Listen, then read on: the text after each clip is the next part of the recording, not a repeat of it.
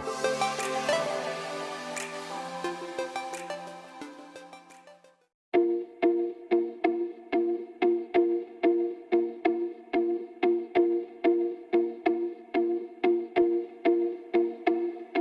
everyone, welcome to my channel. So this is the first video lecture of BSc first semester. So we shall start with the complex number. Already we have discussed about the basic concept of complex numbers. So your actual syllabus will start with the De Moivre's theorem. Okay, this is a very important theorem. Okay, so let's see the statement of this theorem. If n is any integer, positive, negative or 0, or any fraction, positive or negative, then cos theta plus I sin theta power n equals to cos n theta plus I sin n theta. So that means if we have cos theta plus I sin theta power n, then that can be written as cos of n theta plus I sin n theta. So here sin n theta. Okay, so this is the statement of the De Moivre's theorem. So let's see the proof. Here three cases arises. So that is first case 1. If n is positive integer. Okay, so this theorem is proved in 3 cases. That means total 3 steps. The case 1, if n is a positive integer. Case 2, if n is a negative integer. And the third case is if n is a fraction, that it may be positive or negative. Okay, so let's see the case 1. If n is a positive integer, in this case we prove this theorem by this case by using the mathematical induction, principle of the mathematical induction. The principle of mathematical induction will be proved in the 3 steps. The first step is we prove that the theorem is true for n is equals to 1. So when it is proved, then we go for the step 2, that is we assume that the theorem is true for all the values of n is equals to k. Okay, then we shall prove that the theorem is true for n is equals to k plus 1 also. So if it is proved, then only we can say that n is true for all the positive integers. So this is the principle of mathematical induction. So by using the principle of mathematical induction, we prove that the De Moivre's theorem is true for all the values of n is equals to positive integers. Okay. So first we prove the theorem is true for n is equals to 1. Okay. So cos theta plus I sin theta whole power 1. So we consider n is equals to 1. So in the De Moivre's theorem, so that is we get cos of 1 theta plus I sin 1 theta.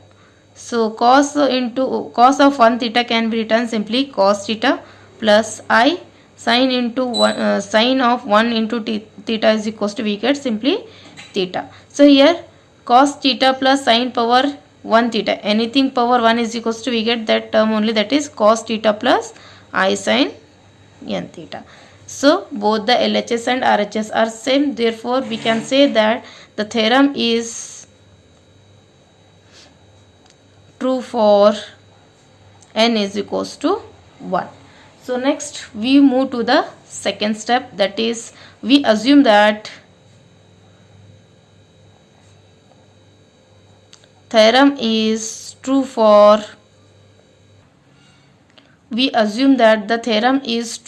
n is equals to k. That is we assume that cos theta plus I sin theta power k can be written as cos of k theta plus I sin k theta, right? So this is our assumption. By using this assumption, we shall prove that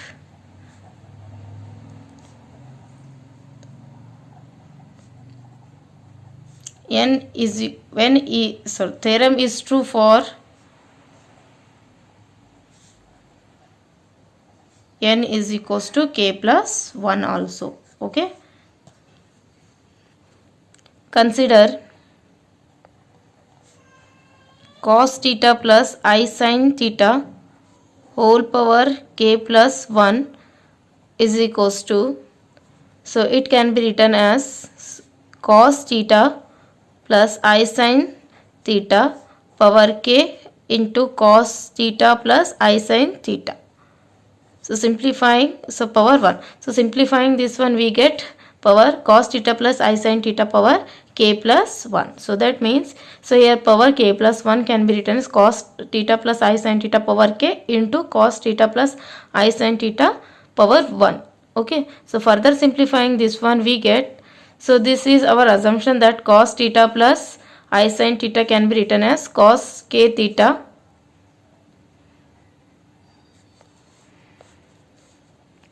plus I sin k theta. Okay, so this is by our assumption, into we keep this cos theta plus I sin theta as it is. Okay, so next we multiply these two brackets, then we get, multiplying these two, we get cos theta plus I sin theta whole power k plus 1. So multiplying cos theta, cos k theta, these two brackets, we get cos k theta into cos theta plus I sin k theta into, sorry, cos k theta into sin theta plus I sin k theta into cos theta plus I into I square sin k theta into sin theta. Okay. So further simplifying, we get cos k theta into cos theta. You can observe that cos k theta into cos theta. So here we have sin k theta into sin theta. Cos A cos B minus sin A sin B formula, that will be the cos of A plus B formula. So here you can observe that I square, we have I square, but we know that the I square value is minus 1. So therefore substituting I square value, we get minus. So we group these two terms one side. So that is, so here we get minus sin k theta into sin theta. Okay. So this is, we consider this as the first term, plus here in these two terms we can take I as the common. On taking I term common, we get cos k theta into sin theta plus here sin k theta into cos theta. Okay, so here we have used this I square value is equals to minus 1. Okay, so by using cos A, cos B minus sin A sin B formula and cos A sin B plus sin A cos B formula, then we get, so here for this we get cos of A plus B formula, then it becomes cos of A means here cos theta, B means theta, so k theta plus theta plus I. So for this we can apply sin of A plus B formula, then it becomes sin of k theta plus theta, or this can be written as cos of, so here theta can be taken common, then we get k plus 1 theta plus I sin of k plus 1 theta. Okay, here we have, so LHS side cos theta plus I sin theta power k plus 1. So we proved that the theorem is true for n is equals to k plus 1 also. So that is, we can write it as cos of theta plus I sin theta power n, cos of n theta plus I sin n theta. So we can say that the theorem is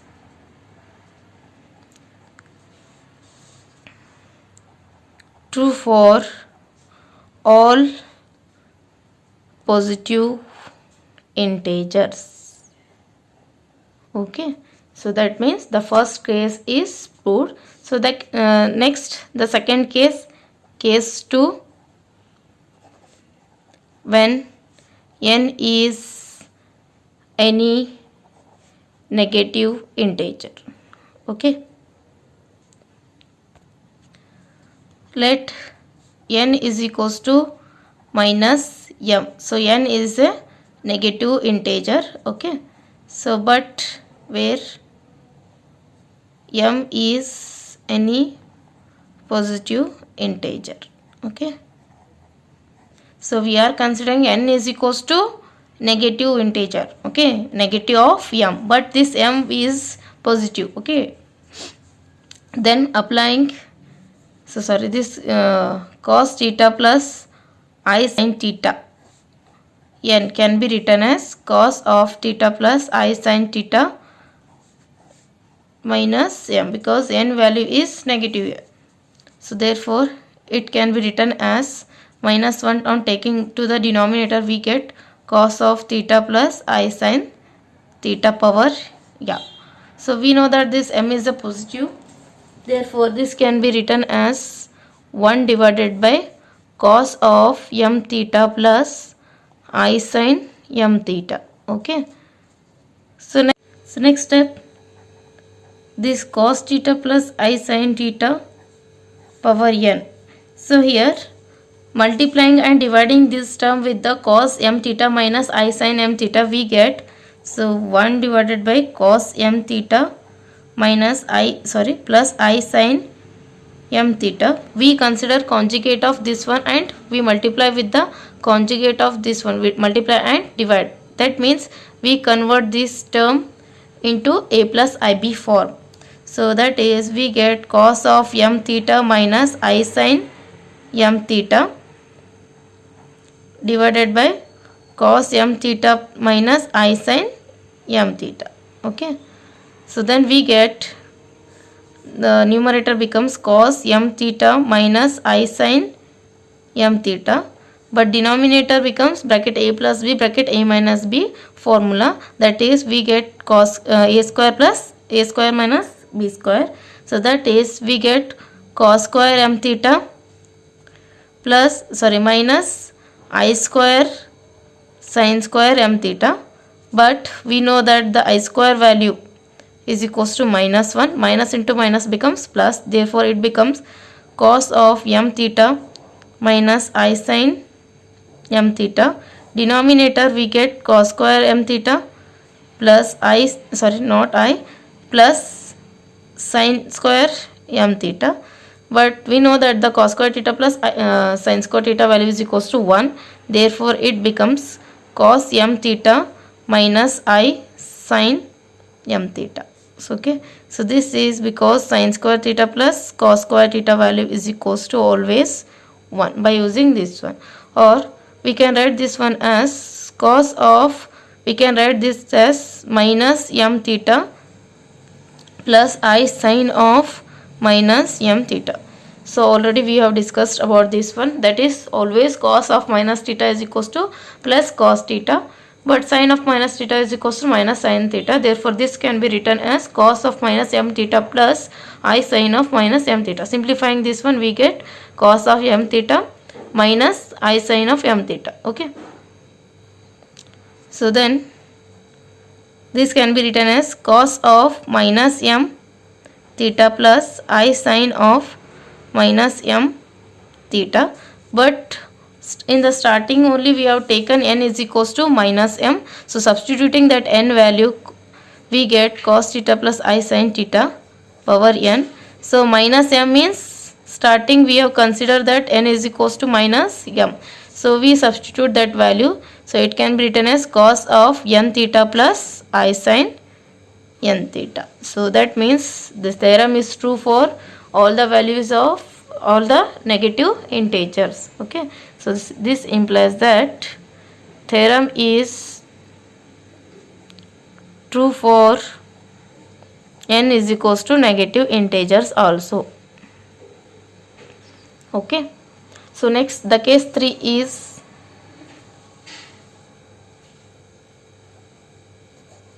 if n is a fraction. Okay, so that is, we consider the fraction as n is equals to p by q, or you can write it as n is a fraction, it may be positive or negative.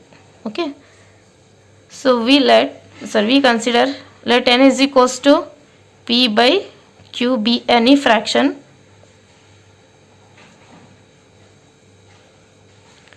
so here we consider P is a negative, positive or negative, but Q is positive integer. Okay,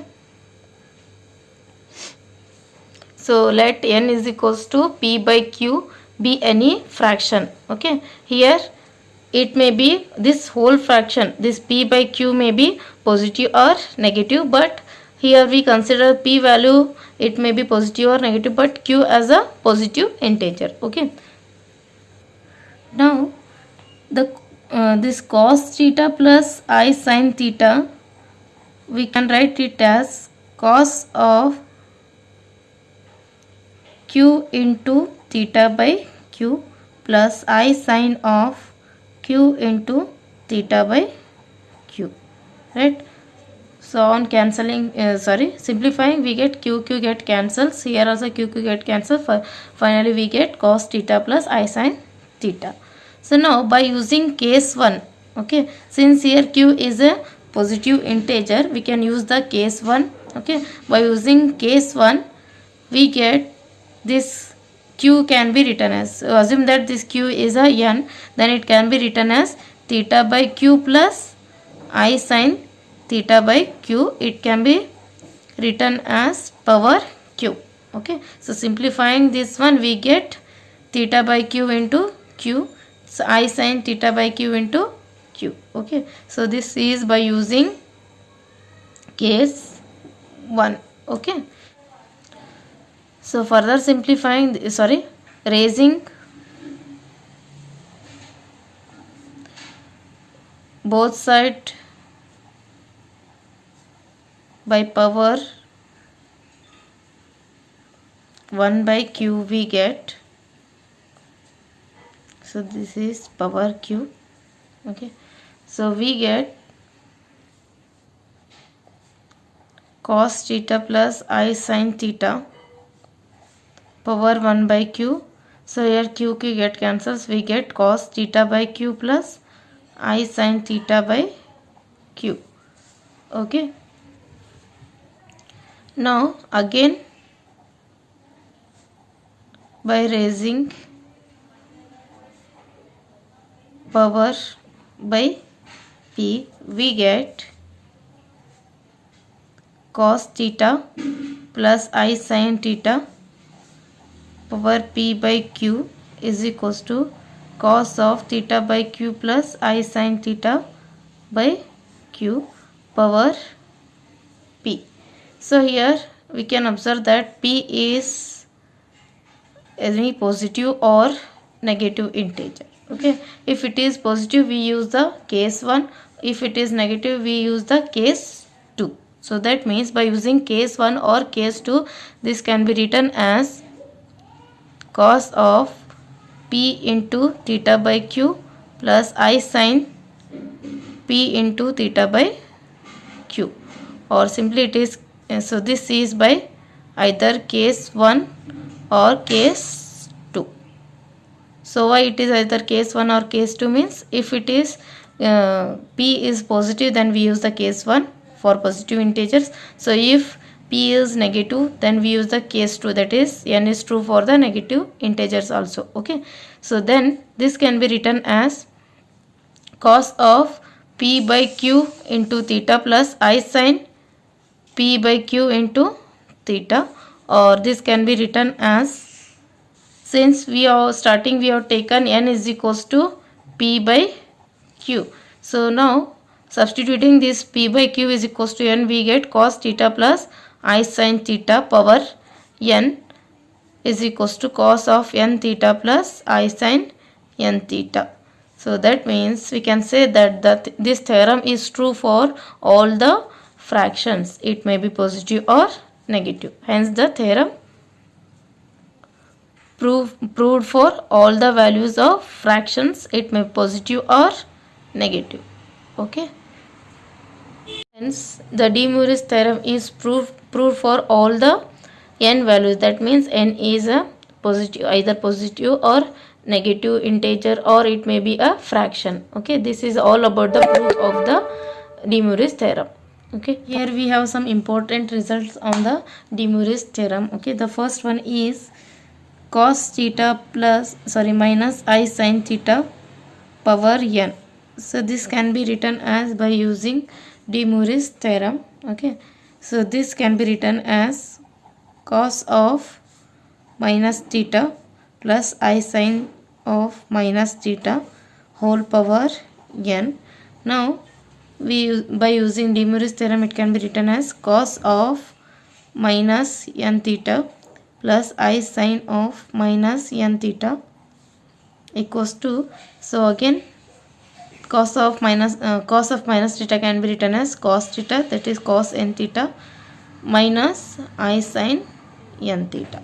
Okay, therefore always cos of theta minus I sin theta power n can be written as cos n theta minus sin n theta. Okay, the second one is cos theta minus I sin theta minus n. So this one, by using De Moivre's theorem, we have already proved in the second case. It can be easily written as cos of minus n theta plus sin minus n theta, so which is equals to cos of theta minus I sin theta.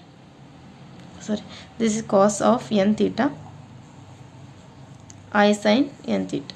Okay, so therefore remember that cos of plus I sin theta minus power minus n theta can be written as cos of, so this is cos of n theta minus I sin of n theta. Okay, if power is minus, we can take the sign minus here. Third one is cos of, if it is 1 divided by cos of theta plus I sin theta, so then it can be written as cos of theta plus sin I sin theta power minus 1. Okay, further simplifying this one, we get by using De Moivre's theorem, it can be written as cos of minus theta plus I sin of minus theta, which is simply equals to cos theta minus I sin theta. Okay, this is the third result. Next, fourth one, if we have the case cos theta minus I sin theta power minus n, then this can be written as cos of, so first this can be this term can be written as cos of minus theta plus I sin of minus theta whole power minus n. Now by using De Moivre's theorem, so this can be written as cos of minus into minus, we get plus n theta plus I sin plus n theta. Okay, so this is the required result. Suppose we have sin theta plus I cos theta power n form. Okay, so we know that the De Moivre's theorem is applicable only this form, that is cos theta plus I sin theta power n. Okay, but if we have like this, then we can change this as cos of pi by 2 minus theta plus I sin of pi by 2 minus theta whole power n. Then we can apply the De Moivre's theorem. Since cos of pi by 2 minus theta is sin theta and sin of pi by 2 minus theta is cos theta, then applying De Moivre's theorem, then we get cos of pi by 2 cos of n pi by 2 minus theta plus I sin of n pi by 2 minus theta. Okay.